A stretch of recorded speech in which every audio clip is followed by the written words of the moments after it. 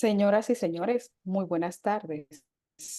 En nombre del Departamento de Evaluación Integral, Diagnóstico y Seguimiento del CECAPSI, en coordinación con los distritos educativos 08-03 y 08-05 de la Regional 08 del Ministerio de Educación, les damos la más cordial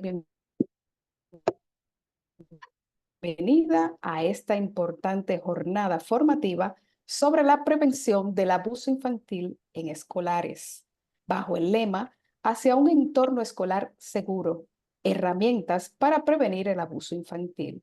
Agradecemos profundamente su presencia y disposición para ser parte activa de este espacio de formación, diálogo y reflexión en favor del bienestar de nuestros niños, niñas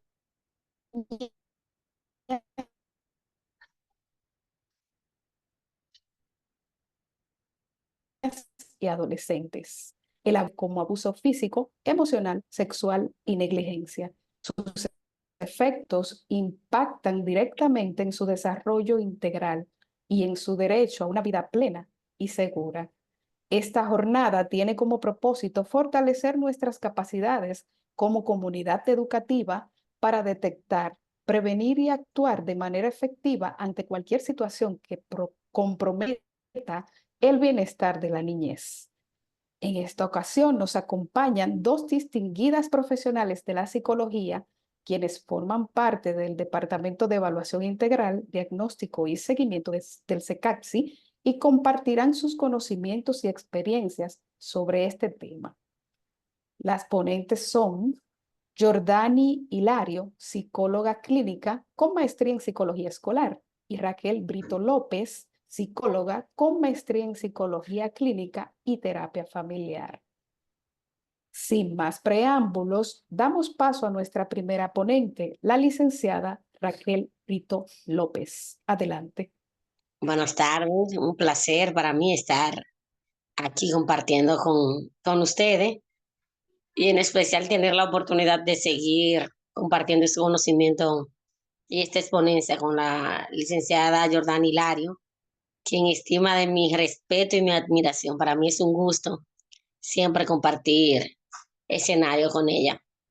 Y en el día de hoy nosotros vamos a tratar de que las informaciones que le demos sea de vital importancia para ustedes y más que una enseñanza, es un recordatorio de muchas cosas que ya sabemos y que quizás por no tenerlo tan fresco en la cabeza, a veces no se torne tan presente.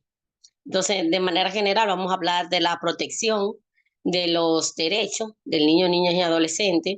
Y para hablar de la protección de derechos, primero tenemos que ver que esto está establecido por ley.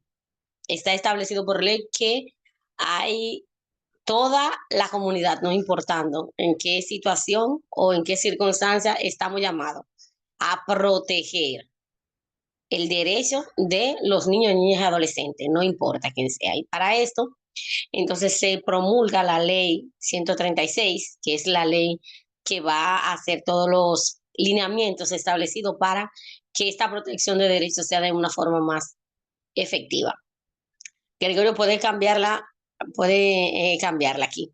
Entonces vemos que esta ley se pronuncia en un contexto donde nosotros no teníamos una legislación que pudiera de manera directa decirnos cuáles eran los fundamentos o los principales factores que podían hacerse para la protección de los adolescentes. Entendíamos que sí se debía cuidar al niño, niña y adolescente, pero no teníamos esa ley. Se hablaba de manera directa como el tema de la alimentación y la responsabilidad que los padres tenían con relación a esto, pero no había este marco protector de manera directa que pudiera a nosotros ayudarnos a comprenderlo. Entonces, la ley 136 viene a dar justamente esa dirección de qué cosas tenemos que hacer y quiénes tienen que hacerlo. Qué le corresponde a los padres, qué le corresponde a cada institución y cómo hacerlo de manera directa. Continúe. no iba ahí, pero aquí está. Entonces, en el contexto histórico de la ley, esta fue aprobada en el 2003, como decía yo anteriormente, y en el 2022 se hizo una revisión y donde se estipulaba de manera directa aquellas cosas que podíamos hacer de manera directa con los niños y adolescentes.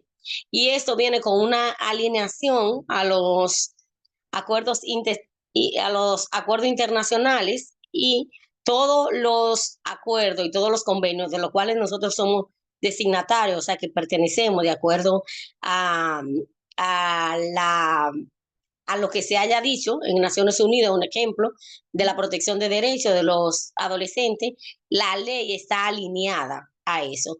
Si hay un convenio, un ejemplo, el convenio de Ginebra, se habla de muchísimas cosas, de protección de derechos, incluyendo protección de derechos a los trabajadores, protección de derechos a los niños.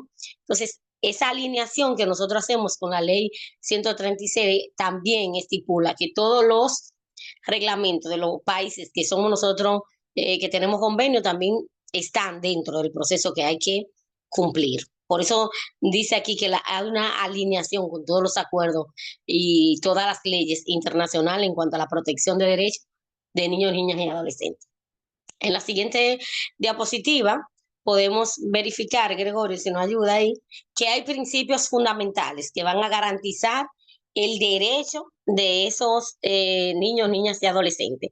Y lo primero que yo tengo que ver en este proceso es que hay un interés superior por el principio, un interés superior del niño, de lo que favorece al niño en ese momento. Entonces yo tengo que estar bastante clara, o la persona que estamos actuando en defensa de los adolescentes tenemos que estar claro de este principio, que bajo ninguna situación o circunstancia nosotros debemos poner en vulnerabilidad a un niño o un adolescente.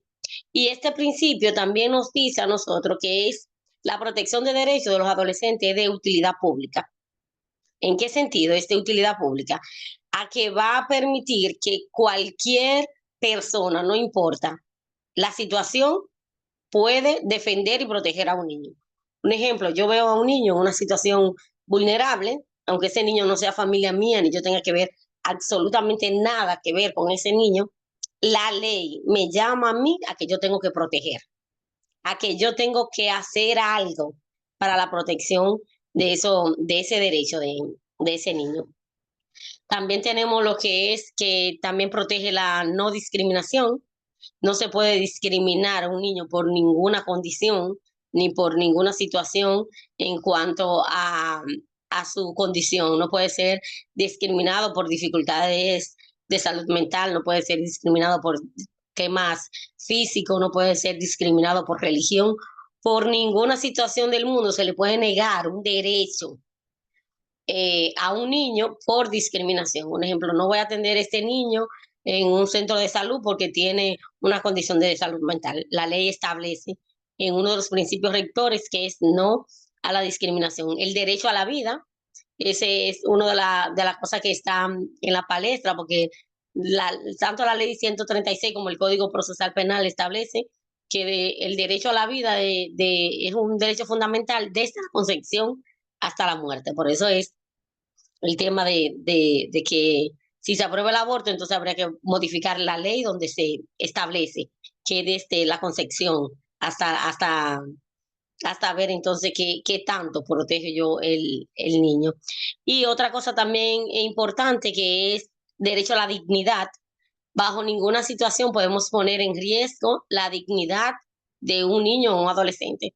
Si hay un niño o un adolescente que comete algún delito o que comete alguna infracción, es distinto al proceso judicial que se le hace a un adulto. Porque en este principio, que es derecho a la dignidad, se protege el derecho a la dignidad y el derecho a que esta persona pueda desarrollarse en un ambiente seguro y en un ambiente sano. Entonces, también como principio tenemos hay que respetar la opinión de los niños. Y esa idea que nosotros teníamos que eh, los niños no tienen derecho a hablar, sí tienen derecho a hablar. Lo único que este derecho está limitado a hablar cosas de niños, en el sentido de que hay temas que son de adultos y los niños no están involucrados en este proceso. El derecho a la integridad física y emocional de los niños es fundamental y la ley lo establece bien claro. Inclusive si hay una persona o algún niño, si nosotros vemos a algún adolescente que haya infringido la ley, no hay una ficha, igual que como hay en un adulto. No hay una publicación del hecho de manera reiterativa en las redes sociales con fotos de la persona, porque el derecho a esa integridad de esa persona va acompañada con muchísimas otras cosas que son fundamentales. Y también hay que fomentar un espacio seguro y de integración. Los niños tienen derecho a recreación, los niños tienen derecho a que puedan elegir desarrollar una personalidad de manera sana y desarrollar una personalidad de manera plena sin tanta discriminación y prejuicio. En la siguiente diapositiva vemos hay otros derechos que son derechos personales de los niños y adolescentes.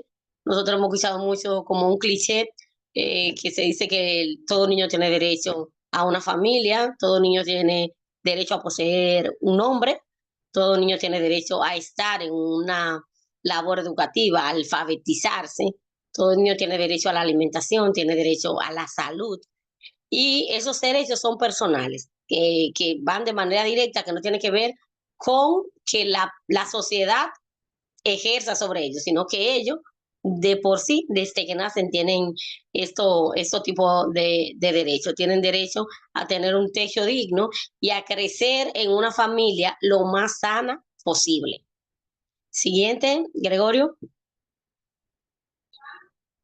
Entonces, la protección especial para los niños y adolescentes, hay un tema de que tenemos que, en sentido general, protegerlo en todo el sentido de la palabra, pero los derechos especiales involucran que nosotros tenemos por obligación que protegerlo contra el abuso y la explotación. Es obligatorio nosotros tener a los niños protegidos. Hay que ser muy cuidadoso con esto del abuso, porque la mayoría de veces solamente nosotros vemos como abuso el tema del abuso sexual. Y hay muchísimo tipo de abuso, como puede ser el trabajo, como puede ser abuso psicológico, como puede ser eh, que una persona pueda alfabetizarse de manera adecuada, que la persona no tenga el nacimiento. Ahora con todo este tema de protección de derechos y el derecho de manera específica de que un niño tenga derecho a un nombre, ya no se sale de un hospital o de una clínica sin que la persona tenga un nombre y por lo menos quede reconocido y asentado en un libro. Y anteriormente veíamos que no era así. Entonces también tenemos la prohibición de manera directa al trabajo infantil. Lamentablemente nosotros vemos muchos niños en la calle limpiando vidrio, limpiabota, haciendo quizá delivery. Y en esta situación, aunque la ley lo establece y habla de los actores que tienen que actuar para que los niños no tengan un trabajo infantil, lamentablemente está escrito dentro de la ley, pero muchas cosas de las que ahí se establece no se cumplen en nuestro país con relación a lo laboral. Eso también va muy de la mano con que los niños no pueden estar en situaciones vulnerables. Debemos de buscar la alternativa y la forma de manera institucional en que los niños no tengan tanta vulnerabilidad. Y el hecho de estar en la calle con trabajo atenta contra esa protección de derechos que queremos tener de acuerdo a la ley. Atención especial a aquellos niños que tengan discapacidad, y esto es un tema muy alarmante porque ustedes más que nadie que están en el sistema de educación saben lo difícil que se hace tener a un niño con una condición especial y que no se pueda recibir las atenciones que amerita en cuanto a psicoterapia y a todo este proceso de, de, de protección a la discapacidad. Nosotros hacemos esfuerzo muchísimo para que esto ocurra. El Departamento Justo de Evaluación, Diagnóstico y Seguimiento se encarga de tener los profesionales que ayuden a niños que tengan algún tipo de discapacidad, pero aún así faltan muchas cosas por hacer en nuestro país. Y la protección en procesos judiciales, como le dije anteriormente, se hace mucho énfasis en que los niños y adolescentes que cometen delitos tengan una protección de manera directa en este proceso judicial y que se cumpla el debido proceso con los adolescentes que cometen algún tipo de infracción. La siguiente.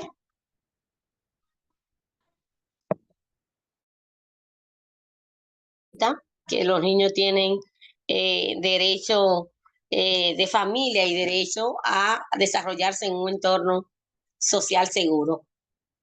Y esta parte es muy importante tenerla bien clara, porque dentro del ambiente educativo entra la parte social y el desarrollo pleno del ejercicio de las capacidades de los adolescentes en la escuela es donde se desarrolla, porque es el lugar donde más tiempo duran ellos en este proceso de formación de su personalidad. Entonces es fundamental que dentro de la escuela, tanto la familia como las instituciones procuren que ellos tengan el mayor desarrollo posible de su personalidad de una forma genuina y auténtica.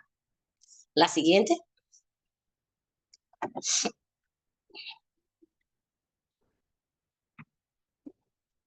En esta parte, en los mecanismos de protección que la misma ley establece, la ley establece todos los mecanismos que hay que realizar para proteger a un niño o un adolescente. Y dentro de estas instituciones que aparecen, que van a garantizar que estos mecanismos de protección se cumplan, lo que más conocemos todo es CONANI, que es el Consejo Nacional de la Niñez y la Adolescencia. Esta institución se carga de manera directa de la protección de los derechos de los niños que por lo regular están viviendo en una situación muy vulnerable o que no tienen una familia donde quedarse. El rol de CONANI es muy amplio, tanto en ejecutar programas de prevención para que los niños no estén en situaciones vulnerables, como hasta acompañarlo en un proceso judicial del adolescente o del niño que comete la infracción o tener un delito. Entonces, quienes se encargan de realizar este proceso de acompañamiento como si fueran la familia dentro del tribunal es CONANI. Un ejemplo, un adolescente cometió un delito y no tiene familia que pueda representarlo legalmente.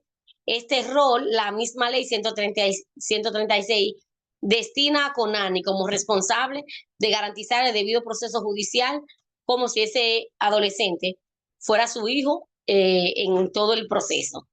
Inclusive la medida de la audiencia no se celebra si el adolescente no tiene un representante legal o una persona de CONANI presente en la sala de audiencia para poder conocer la audiencia. También dentro de estas instituciones de apoyo para esta protección de derechos está el Ministerio Público con una unidad especializada que es lo que nosotros conocemos como la Fiscalía de Menores. Esta parte de la Procuraduría se encarga de manera directa de velar que los derechos de ese niño y ese adolescente se cumplan. También dentro del mismo Ministerio Público hay una dependencia que es la que se encarga de hacer que los adolescentes que están privados de libertad guarden prisión de manera digna y se cumplan todos los derechos que tienen los adolescentes dentro del proceso judicial. Esa es la Dirección Nacional de Atención Integral para Personas Adolescentes en Conflicto con la Ley Penal y está bajo la dirección del Ministerio Público. Anteriormente se creía que esta dirección pertenecía a Salud Pública y todos los niños que estaban en privación de libertad estaban bajo la sombrilla del Ministerio de Salud Pública. En el 2016 se terminó de concretizar lo que decía la ley y ya entonces esa dependencia o todos los adolescentes que estaban privados de libertad pasaron a estar de manera directa bajo esta dirección que pertenece al Ministerio Público. Y también está la Policía Especializada de Niños, Niñas y Adolescentes, que es otro departamento de la Policía Nacional que se encarga de manera directa de trabajar con los adolescentes para la prevención de que ellos estén en situaciones vulnerables. Y también hay otra parte de ellos que están dentro del proceso de fiscalización y vigilancia, mientras ellos están en un proceso judicial, pues están dentro de la prisión. Como ya ustedes saben, está el Ministerio de Educación, a la cual casi todos ustedes son parte, que va entonces a permitir que tenga una educación más sana y más saludable en cuanto al desarrollo de ellos. Y está también el Ministerio de Salud Pública, que va a realizar los programas de prevención en cuanto a salud para garantizar la protección de derechos, de manera especial cuando hay un adolescente o una adolescente que está embarazada. El Ministerio de Salud Pública se encarga de dar seguimiento a este proceso, tanto estadístico como de protección para el adolescente que está en el proceso de gestación y para el mismo niño que está en proceso de desarrollo en el vientre. Entonces, de manera general, esas son las instituciones que son un mecanismo de protección que la misma ley establece para poder garantizar un desarrollo más pleno y más genuino de niños, niñas y adolescentes. Eh, Creo que esta es la última. Por mi parte, concluyo diciendo que la protección del derecho de niños, niñas y adolescentes es cuestión de todo, esté o yo o no esté en alguna institución de esa que mencioné, es mi responsabilidad y mi compromiso social, de acuerdo a lo que establece la ley, yo proteger a cada niño o adolescente que esté en cualquier situación vulnerable. Buenas tardes, le voy a dejar con mi amiga y hermana Jordani, quien va a seguir en la otra ponencia.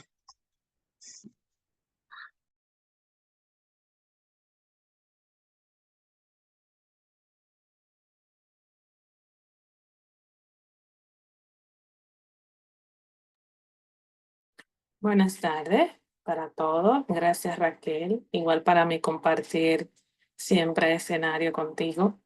Eh, Grata la oportunidad también pues, de pertenecer a CECASI, donde cada día nos esforzamos y buscamos la oportunidad de psicoeducar a la población. En esta ocasión, a mí me corresponde hablar de la prevención del abuso, la responsabilidad de la comunidad educativa. Cuando Raquel hablaba, mencionaba más todo lo que tiene que ver a nivel general sobre la protección de los niños, niñas y adolescentes. En esta ocasión, entonces, nosotros vamos a ubicarnos en lo que tiene que ver con todo el sistema educativo dominicano que nosotros tenemos, que ordenanza, que ley nos ampara para nosotros salvaguardar toda la población que nosotros tenemos en los centros educativos. Vamos a continuar, Gregorio, con la siguiente diapositiva y aquí tenemos una definición sencilla de lo que es el maltrato o abuso infantil, que es la violación severa de los derechos humanos provocada por un adulto o una institución que por acción o inacción interfiere negativamente en el desarrollo físico, psicológico, sexual de los niños, niñas y adolescentes, cualquier tipo de abuso. ¿Y qué consecuencias, qué nosotros podemos decir que puede causar esta violación, este maltrato a los niños, niñas y adolescentes? Sufrir violencia en la infancia va a modificar la estructura cerebral y el funcionamiento de los diferentes sistemas, afectando la capacidad cognitiva, el desarrollo y el bienestar de la persona en su vida adulta y creando un efecto de independencia a sufrir violencia o a ejecutarla en la vida adulta. Todo niño, niña y adolescente tiene derecho a una supervivencia, a una supervisión, a salud, como decía Raquel, a ser educado en base al respeto y la tolerancia. Pueden seguir con la siguiente diapositiva, Gregorio.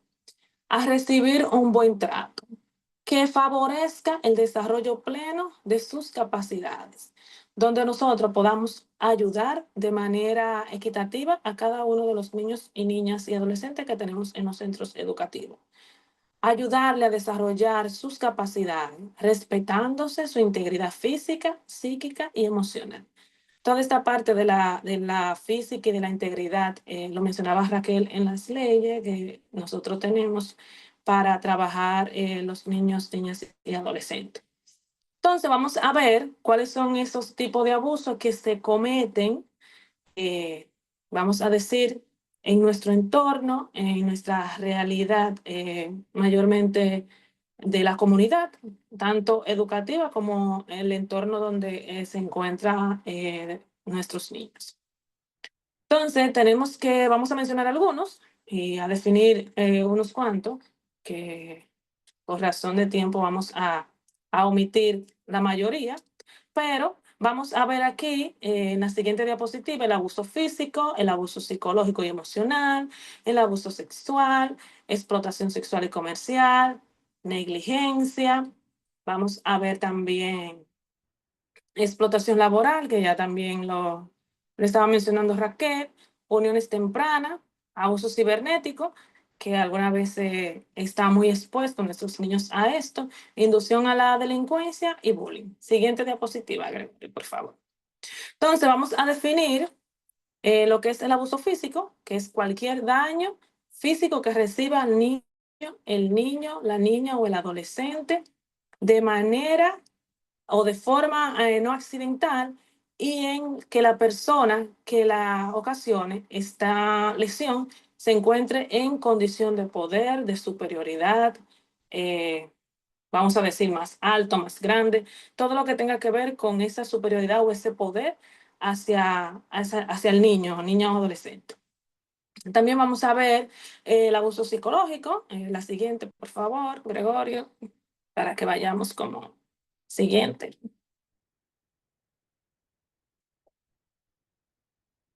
Vamos a hacer. Entonces aquí tenemos lo que es el abuso psicológico, es toda conducta de un adulto que ataca de manera sistemática el desarrollo personal del niño, niña o adolescente y su competencia social, ya sea con palabras, gestos, humillaciones, cuando no se le da al niño el afecto y las atenciones que necesita y la participación, la diversión, la valoración que necesita para su crecimiento emocional. Entonces, vamos a tener aquí lo que es el abuso sexual, que Raquel también lo mencionaba, y es esa práctica sexual de un adulto o otra persona a niños de 5 años mayores o con niños, niñas y adolescentes, que para su propia gratificación sexual. Entonces aquí está como medio resumido, pero el abuso sexual es muy amplio, muy grande, que quizá nosotros lo miramos y no, no es un abuso, pero si nosotros conocemos la definición de cada uno de los detalles que tiene que ver con este tipo de abuso, podemos identificar de una manera más correcta o más adecuada cuando ese adulto, sea mujer o sea hombre, esté cometiéndolo hacia un niño y nosotros poder pararlo o denunciarlo. Comentaba anteriormente nuestra expositora que nosotros tenemos que trabajar y cuidar a los niños independientemente nosotros lo conocemos o no tengamos ningún tipo de contacto con ese niño. Porque, bueno, yo voy por la calle y veo una acción y no, no, como que no es mi problema, que ahorita más adelante vamos a ver. Entonces, la explotación sexual también, que comercial, que es uno de los abusos que se puede cometer, que está en la ley que mencionábamos también anteriormente, la 136-03, en su artículo 25, prohíbe toda acción a menores de edad, toda práctica pornográfica, todo lo que tiene que ver con la integridad y la protección del niño. Entonces, esa ley nos ayuda a nosotros a refrescar la memoria, a buscar esas informaciones que quizá nosotros no tenemos. Uno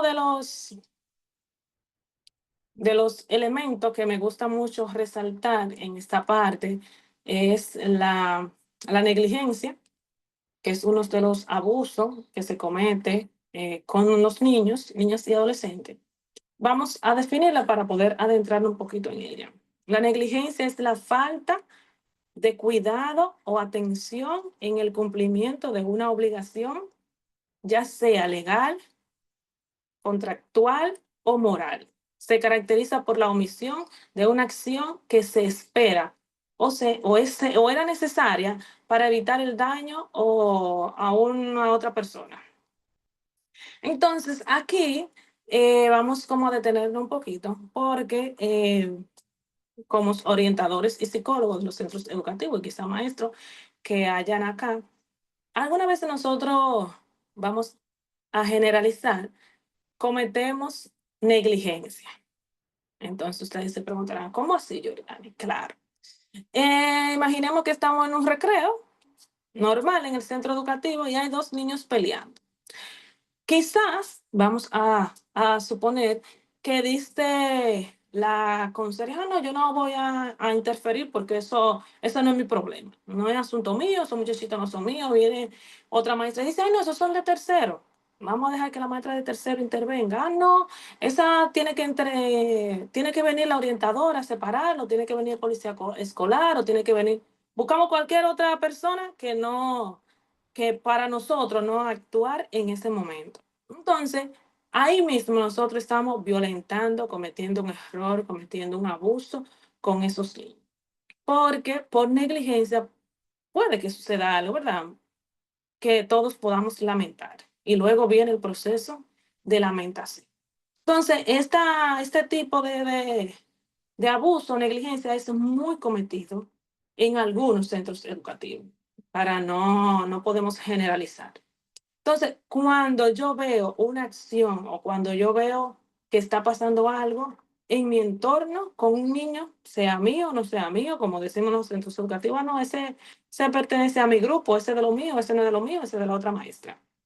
Ya estamos cometiendo un error, vamos a decir, o faltando a una de las protecciones. Entonces, para complementar lo que tiene que ver con la ley y sustentar un poco lo que nosotros estamos diciendo con el tema y la que queremos llevar en la tarde de hoy, vamos a ver la siguiente diapositiva, donde aquí solamente le puse algunas de las ordenanzas y algunas leyes que vamos a decirlo de una manera bonita, nos hacen responsables de que nosotros debemos velar por el cuidado y la protección de los niños, niñas y adolescentes.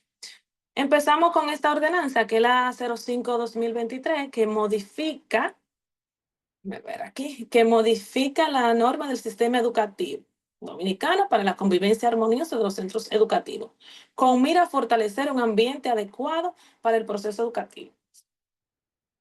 Las ordenanzas están ahí, las leyes están ahí. Nosotros, antes de hacer alguna acción, debemos documentarlo para nosotros no cometer alguna, vamos a decir, a cometer algún error que después nos vaya a perjudicar. Entonces, la Ley General de Educación, que la tenemos todo y todo manejamos información sobre ella, en su artículo 5, nos dice, los adultos responsables de de la comunidad educativa tienen la responsabilidad de velar y cuidar los derechos de los niños, niñas y adolescentes. Aquí no dice aquí de solamente el orientador o el psicólogo. Aquí nos involucra a todos. La comunidad educativa son esos organismos que nos acompañan en los centros educativos. O sea, todo el que está por acá es parte de nuestra comunidad educativa. Lo cual, esta ley en este artículo lo hace responsable de que tiene que cuidar y velar los derechos de los niños, niñas y adolescentes. Es nuestra responsabilidad como parte de la comunidad educativa. Entonces, volviendo a la ley 136-03, nos dice o establece que todo niño, niña y adolescente tiene derecho a una educación.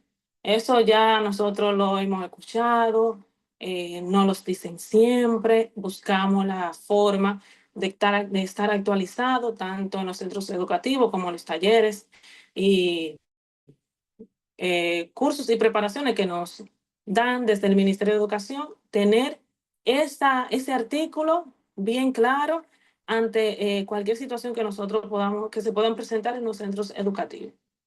Esta misma ley, en el artículo 48, 49 y 50, establece el reglamento de la disciplina escolar. En el sistema educativo dominicano y en los manuales que nos envían, está todo. Algunas veces se hacen sus modificaciones y se hacen algunos ajustes según la comunidad educativa. En el artículo 50 dice y establece que el Ministerio de Educación, en coordinación con la Unidad de Orientación y Psicología, es el responsable de coordinar los mecanismos administrativos para la aplicación de esta disciplina escolar. Con relación a esto, generalmente en los centros educativos tienen o elaboran unas reglas y normas de convivencia, algo así que se llama, como para acompañar estas leyes y estos que nos mandan a nosotros. Entonces, ojo con esto. Me he encontrado con algunos centros educativos que tienen unas medidas disciplinarias, vamos a decir, un poco fuera de lo que manda la ley y las ordenanzas. Siempre tienen tienen como una lista, el uniforme, los zapatos, el peinado, cómo deben de ir organizado, todo eso lo tienen organizado. Entonces, hay otras medidas disciplinarias que toman los centros educativos por acciones, ¿verdad?, que han cometido algunos de los estudiantes.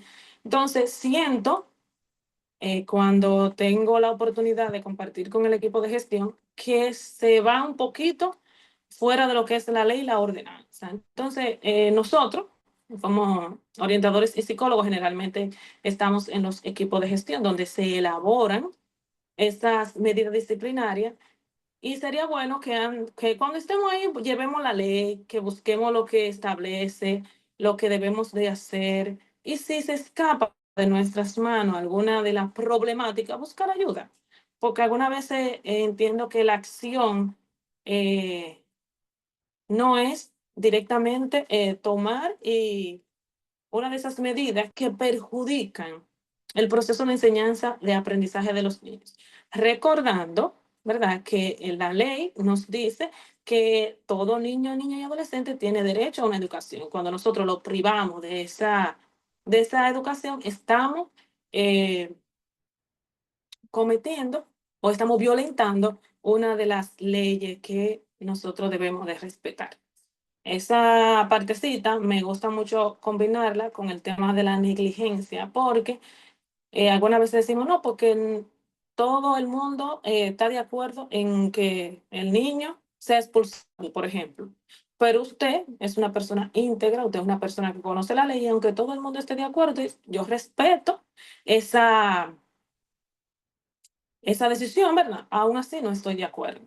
Y eso siempre queda en acta y usted está claro de que esa partecita usted no está de acuerdo. Se buscan otras medidas.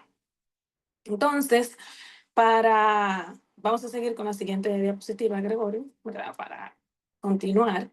Vamos a ver aquí un poco de todo lo que implica el abuso. O sea, todas las consecuencias que puede traer el abuso infantil a los niños, niñas y adolescentes. Que aquí está resumida de manera muy pequeña porque son muchas realmente. Y quizá no nos damos cuenta que podemos traer una de esas consecuencias cuando nosotros somos parte de ayudar a que se cometa un abuso. Entonces, aquí dice, el abuso infantil puede afectar al niño, niña y adolescente de muchas maneras, siendo diferente para cada individuo.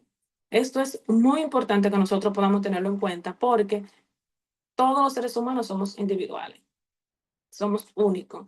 Y puede ser que tomemos una medida disciplinaria que nosotros entendamos que pueda favorecer al niño, pero a otro niño no se puede, vamos a decir, no lo podemos medir con la misma varita.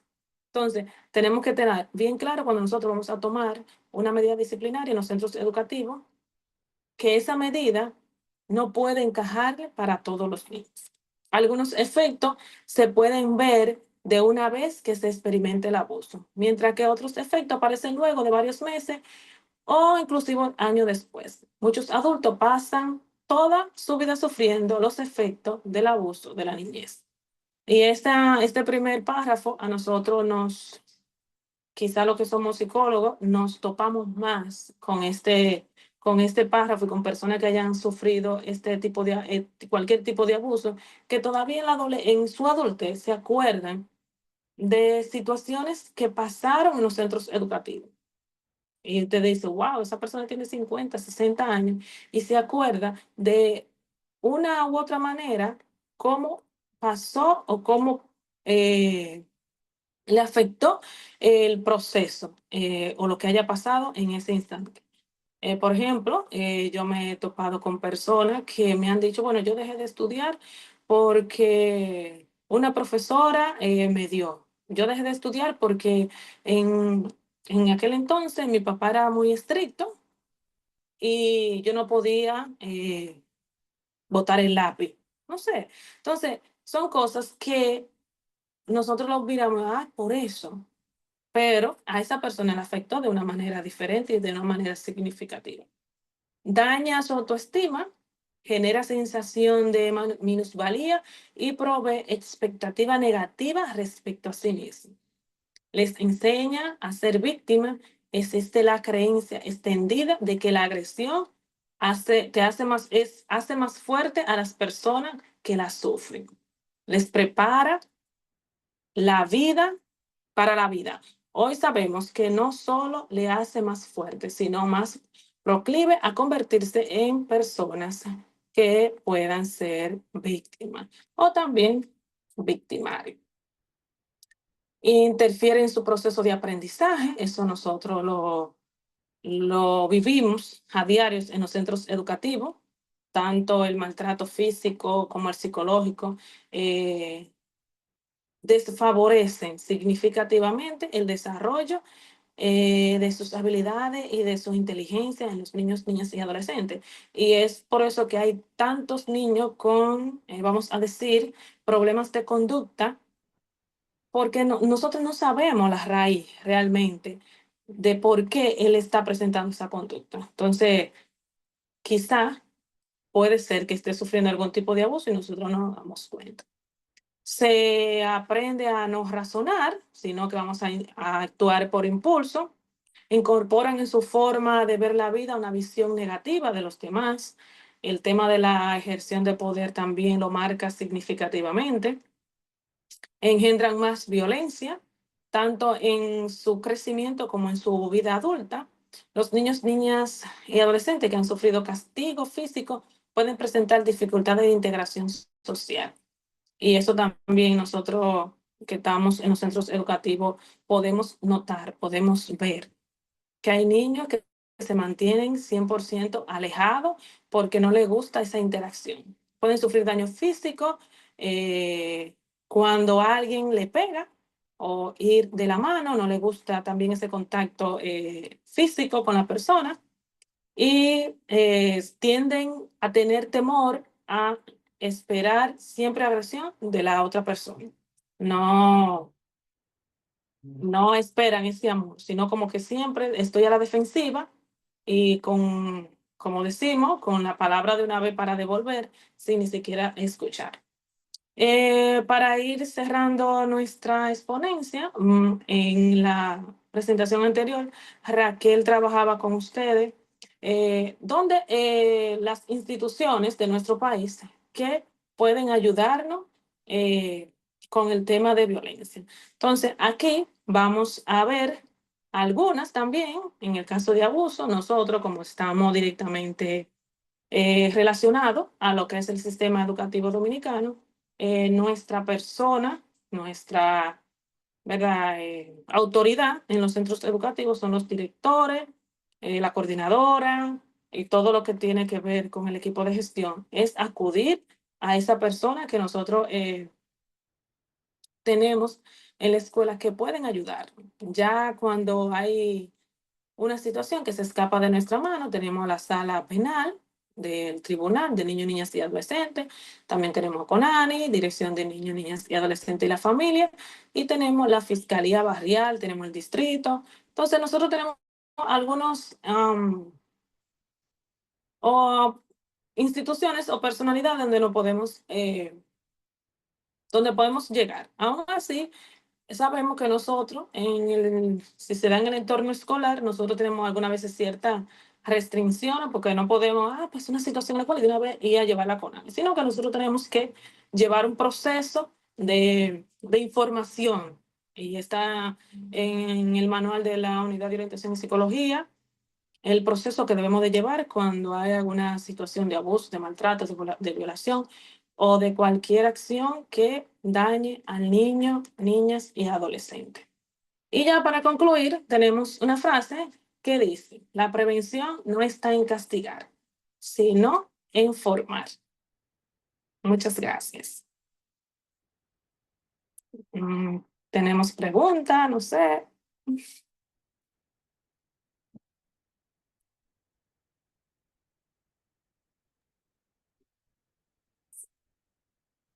Bien, el Departamento de Evaluación Integral, Diagnóstico y Seguimiento del CECAPS expresa su más sincero agradecimiento a todos los que hicieron posible este valioso espacio formativo.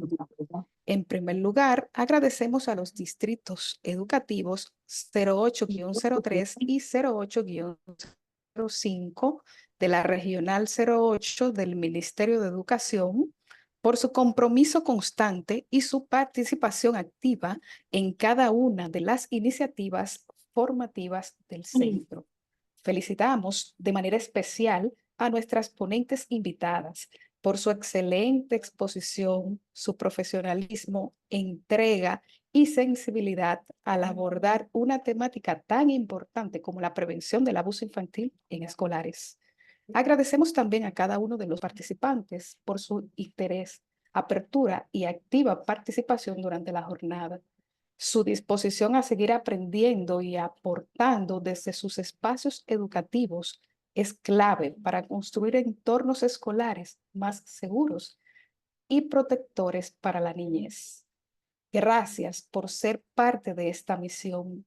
Sigamos trabajando juntos por una escuela donde cada niño y niña crezca con dignidad, amor y protección. Ahora sí, iniciamos un espacio de preguntas y respuestas. Este se hace con el fin de aclarar cualquier duda. Los que tengan sus preguntas lo pueden hacer, la pueden expresar de la siguiente manera. Primero, levantando su mano virtual, que es la reacción que proporciona el Zoom, y le daremos paso. Y segundo, los que no puedan abrir sus micrófonos, pueden hacerlo a través del chat. Y nuestro equipo lo leerá en orden y responderemos todas las preguntas que el tiempo nos permita. ¿Quién tiene alguna pregunta, comentario, aporte?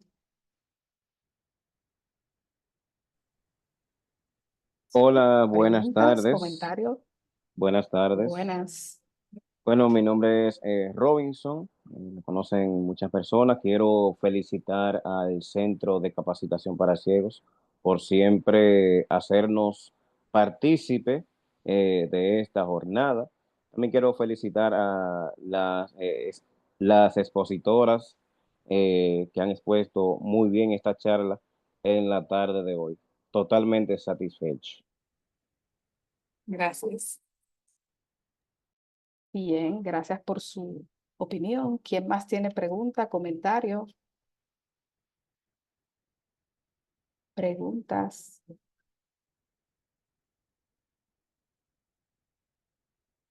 ¿Quién más tiene pregunta? Les recordamos que queremos que este sea un momento enriquecedor para todos, así que los invitamos a participar activamente. Recuerden que las preguntas son valiosas y pueden ayudar a comprender mejor el tema. ¿Quién tiene pregunta, opinión, aclaración, aporte? Buenas tardes. Buenas. En mi caso, tengo la siguiente pregunta. Yo soy nueva en el sistema, dicho de paso, pero entre las como veces que he escuchado cuando uno le toca referir a un niño, reportarlo a Conani, ya dicho de paso, sea de maltrato por abuso sexual. Pero en cuanto a la confidencialidad, porque sí tengo entendido que uno hace los tipos de reporte, pero siempre como que tienden a verse involucrados las personas que reportan y he visto que como muchas personas tienen como miedo de reportar porque no se cuida la identidad de la persona que reportan, le dicen, bueno, el caso solamente tú lo vas a reportar, pero nadie va a saber, entonces sí he escuchado de personas que tienen que mudarse hasta o trasladarse porque no se protege a quien queremos proteger, o sea, nosotros queremos protegerlo, lo reportamos, pero nuestra integridad no se ve como importante porque se exponen.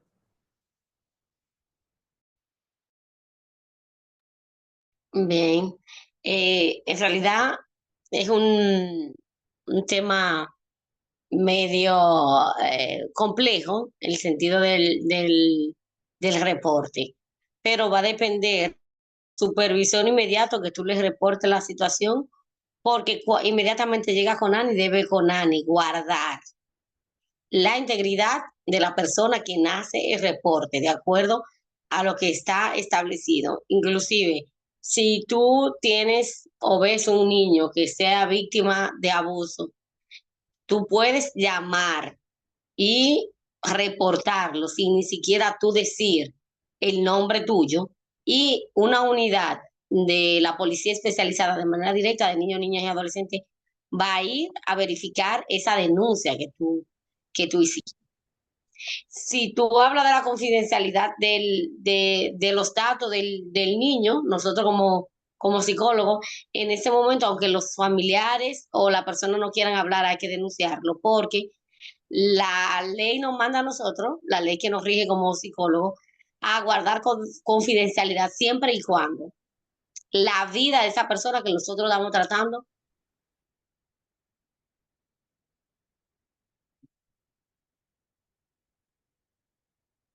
de abuso sexual, la vida de, y de acuerdo a la ley, la confidencialidad de quien da la información debe de estar totalmente protegida, totalmente anónima.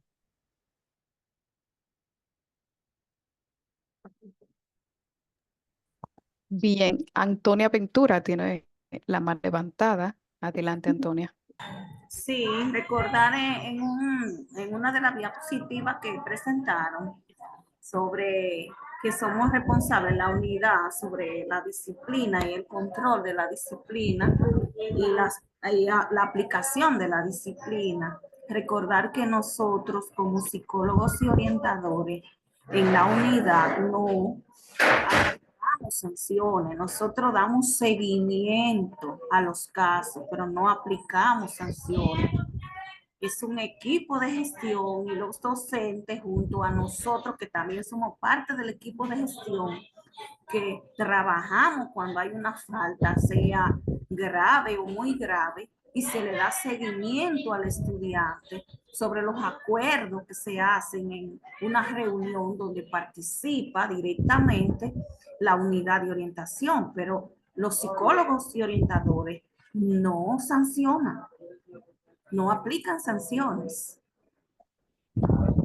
Con relación a lo que la compañera está diciendo, la ley no dice que son la unidad de orientación y psicología los responsables de aplicarla, sino que establece que el Ministerio de Educación son los responsables junto a la unidad de orientación y psicología del ministerio de velar, como usted está diciendo, de que se cumplan. No dice en la diapositiva que son los responsables de fabricar la acción, sino de dar el seguimiento a esas acciones que tienen que cumplirse. Entonces, quise aclararlo porque, como mencioné el tema, quizá hubo no me di a entender, pero no es que ustedes o nosotros hacemos esa ley, sino que le damos el seguimiento junto con el equipo de gestión a que se cumplan esos procesos. Bien, ¿alguien más tiene preguntas? Bien, si no hay más preguntas, damos paso al licenciado Sergio Almonte, quien tiene a su cargo las palabras de clausura de la jornada de capacitación. Le escuchamos. Bien, reiterándole las buenas tardes a todos. El Departamento de Evaluación Integral, Diagnóstico y Seguimiento del Centro de Capacitación para Ciegos ha ofrecido una jornada más de un aspecto tan importante, tan nodal para la humanidad en el día de hoy, que si bien es cierto nos sentimos llenos de computadoras, llenos de drones y otros aspectos tecnológicos, lamentablemente suceden cosas como el aspecto del abuso escolar, el abuso infantil en las escuelas, que es donde los niños definitivamente deben ejercitar por primera vez sus derechos. Y escuchando departamentos tan importantes, organismos tan importantes como la UNICEF y como todas esas cosas, como por ejemplo en nuestro país el CONANI y otros departamentos que tienen que ver con la niñez y el Estado que tiene sus diferentes organismos, vemos que definitivamente la responsabilidad que tienen que enfrentar tanto las autoridades como los grupos de la sociedad civil y otros grupos a nivel de República Dominicana realmente no se hace en muchos casos de una manera seria y sincera. Y hasta que eso no se haga, definitivamente no vamos a tener una conciencia clara sobre el ejercicio de los derechos, sobre el aminoramiento y la cesación de abusos en contra de esos seres, en contra de esa gente indefensa, de los niños, que son las personas más vulnerables dentro de la sociedad. De ahí que nuestro departamento desempeña su responsabilidad tratando de, con este grupo de profesionales, crear una conciencia plena para que los organismos que tengan que incorporarse a esta inclusión social y efectiva se incorporen y que dejen de una vez y por todas la propaganda y los mentires y las declaraciones vacías. Nosotros continuaremos con esta jornada y ya será en una próxima ocasión que llevaremos otras conferencias y otro aspecto de concienciación mucho más aprovechable para la